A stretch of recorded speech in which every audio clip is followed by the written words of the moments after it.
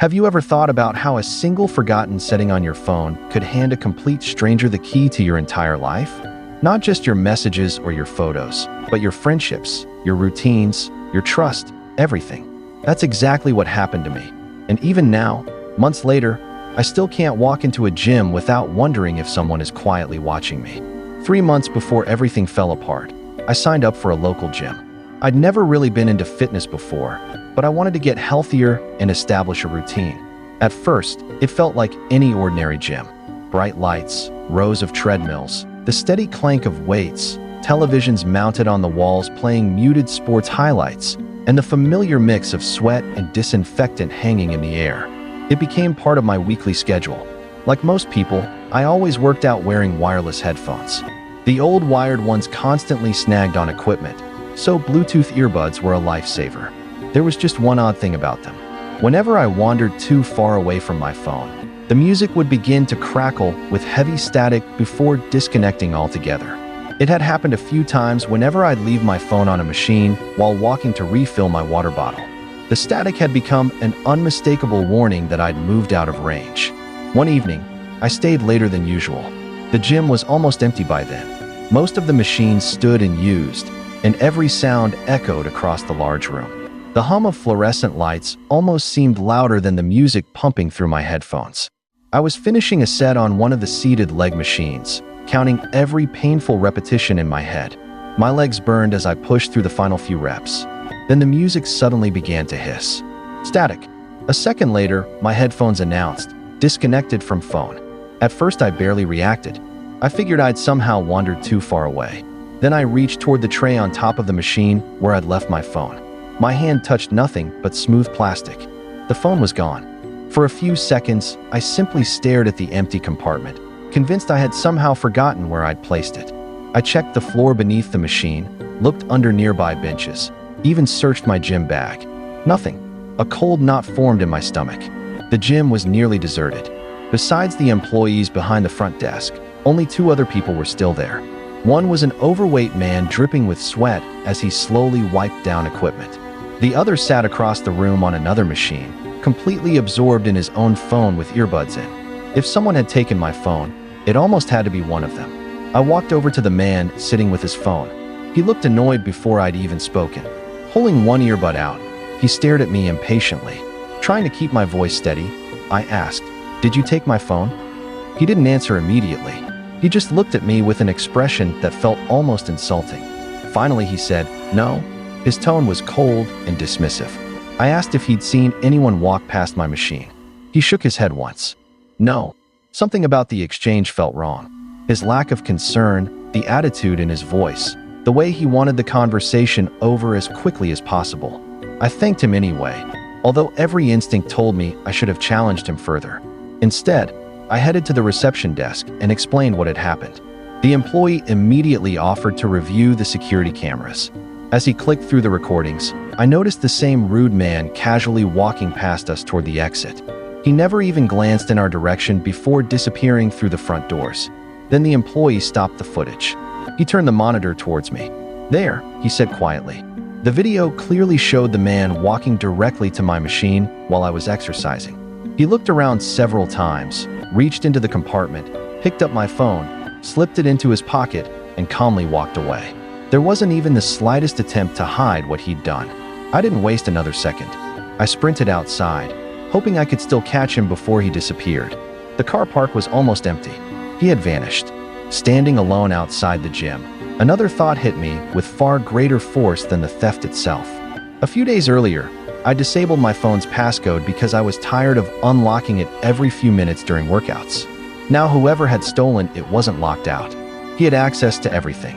My messages, my photographs, my emails, my contacts, my banking apps, every conversation I'd ever had, every address I'd ever saved.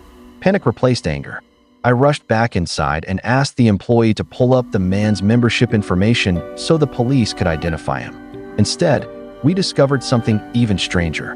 The cameras showed the man walking straight past the reception desk without checking in. No membership card, no sign-in. Nobody stopped him. According to the gym's records, he had never officially entered the building. Watching more of the footage only made everything feel worse. Before taking my phone, he wandered between rows of equipment without exercising once. He kept looking over his shoulder, scanning the room, almost as if he were searching for the right victim instead of coming to work out. The employee promised he'd report everything to his manager and provide the footage to police. I left hoping they'd catch him quickly. The following afternoon, I phoned my best friend, Tom. Since I no longer had my phone, I wanted him to let everyone know why I wasn't replying to messages. The moment he answered, I knew something was wrong. His voice was shaking. "Tell me you're joking," he said. "What?